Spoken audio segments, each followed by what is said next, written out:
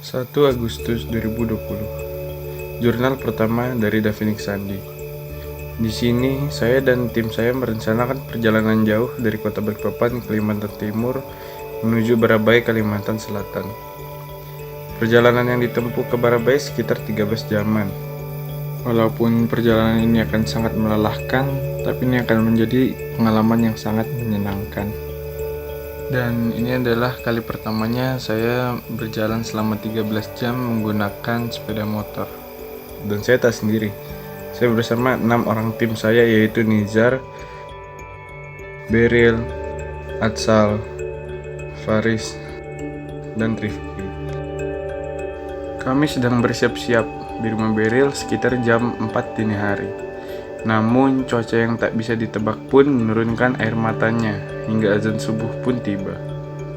Dan kami menyempatkan sholat subuh karena ibadah adalah yang paling utama. Mana Bray? Oh iya. Gimana? Saya Bray. Nyantai aja ya.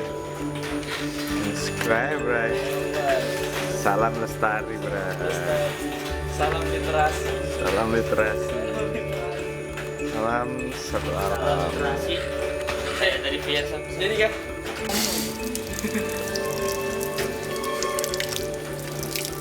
Ini Natural. ini namanya pencitraan nih. Misalnya lagi udah direkamin lihat kamera dulu kan. Nggak dari hati nih udah nih. Aduh. Karena percuma kita mencintai ciptaannya jika tidak mencintai penciptanya. Setelah itu, kami berlanjut menjemput teman kami yang rumahnya tak jauh dari sini. Dan ternyata dia baru bangun dan kami menunggu.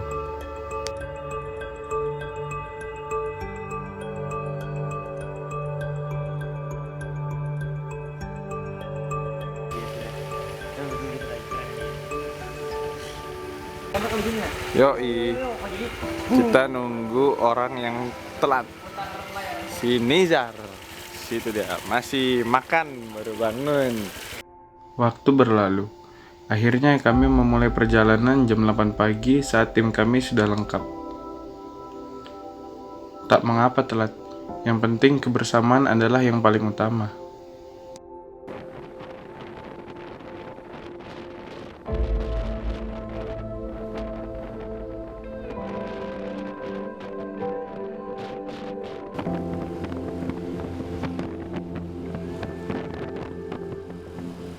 Di perjalanan ini, kami sedang menuju pelabuhan penyeberangan Karyangau ke Penajam.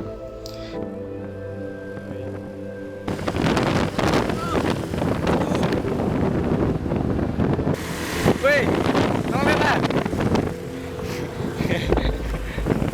Aduh. Dan akhirnya kami sampai, dan kami membayar tiket sebesar 45.000 untuk satu motor boncengan. Jika sendiri, tiket hanya sebesar 35.000. Cepatnya cepet respon macan nih.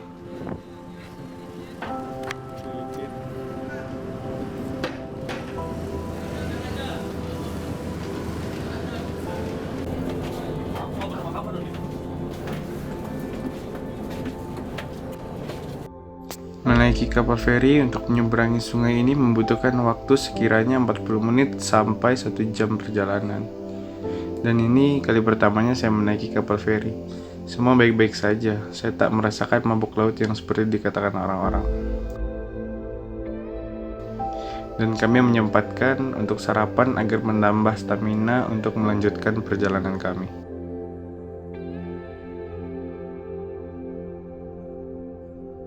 Inilah penampakan dari kota Penajam, yang rumornya di tahun 2024 akan menjadi ibu kota dari negara Indonesia.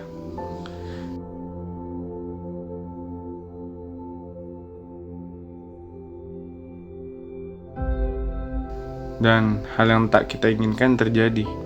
Ban dari salah satu kendaraan tim kami bocor. Untung ada bapak-bapak baik yang meminjamkan pompa dan memberitahu arah tambal ban terdekat yang berjarak 200 meter dari warung si bapak.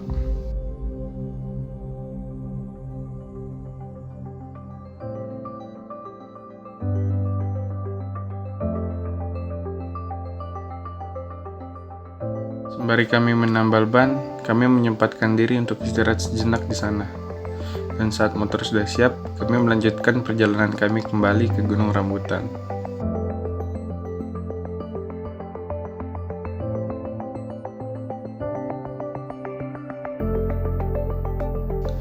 Lalu kami memutuskan berhenti sebentar untuk mencuci mata, sembari melihatnya indahnya Kalimantan Timur dari atas sini.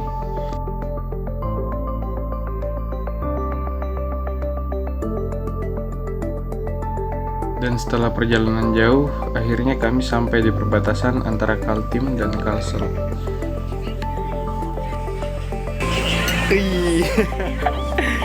Lagi istirahat nih, udah nyampe nih di perbatasan. Hei, munnya ay bah, jalur kuning membuatmu sengsara. Hampir mati dia. Munnya ikan ngantuk, jangan mengendari motor. Estek bawa merem. Gua merem. Nggak ada. Mau minta tolong ambil liter rakin. Oh iya. Goblok. Oh iya nih. Ini mbaknya menyapu karena teman saya menumpahkan mie instan di sana. Dan ini Tugu dari Kota Tanjung yang berada di Kalimantan Selatan. Dan juga pelangi yang indah setelah hujan di kota ini.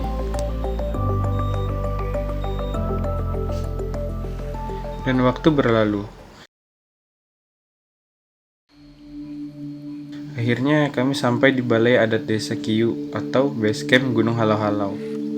Inilah dalam dari basecamp tersebut. Bisa dipakai tidur dan kami sudah diberi izin untuk tidur di sini.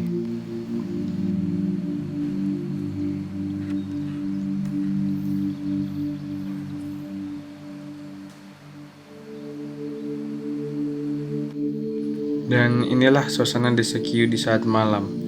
Begitu sunyi, tak ada suara bising kendaraan, hanyalah suara alam dan air terjun yang menenangkan indera pendengaran kami. Setelah itu, kami masak makanan untuk makan malam.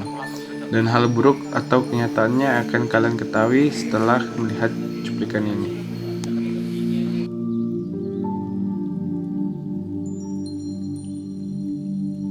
Asli jauhnya. Pulang sia-sia.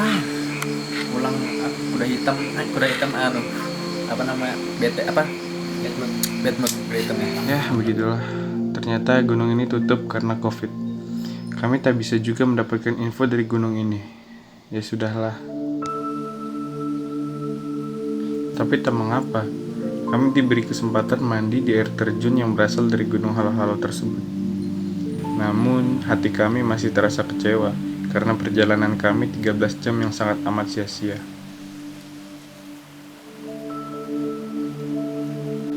Dan di pagi hari, saya mengambil air di sungai air terjun untuk dimasak karena airnya yang sangat jernih.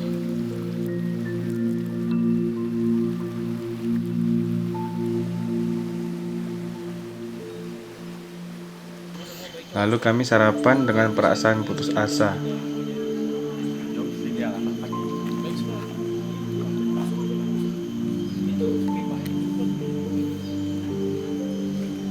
Dan kami sempat berbincang sedikit dengan penduduk desa di sana. Kami tak bisa memaksa naik karena adanya sanksi adat di sana. Jika dipaksakan, entah itu bayar atau mungkin kepala kami dipenggal. Enggak kok.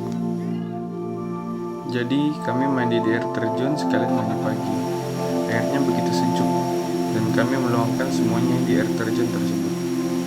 Setelah itu kami kembali ke Kota Tanjung untuk pulang ke kota kami ke Balikpapan. Dan kami menginap di warung makan ayam lalapan milik orang. Ya, bukan karena kami tidak ingin mengeluarkan dana spesial untuk bayar hotel, tapi karena pemiliknya menawarkan kami untuk tidur di sini. Ya, hitung-hitung lumayan lah. Lalu kami sarapan di alun-alun Tanjung bersama yang lain.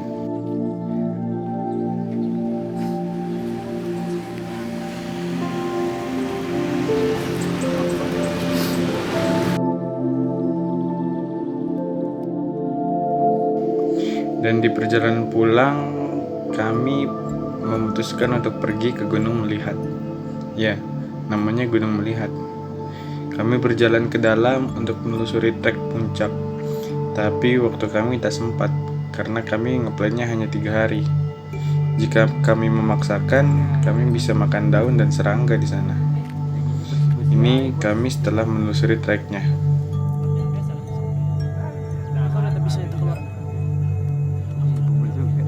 Ya, pengalaman yang bisa saya ambil dari perjalanan ini yaitu, walaupun kami tak memuncak, namun yang memuncak kebahagiaan kami karena disertai kebersamaan.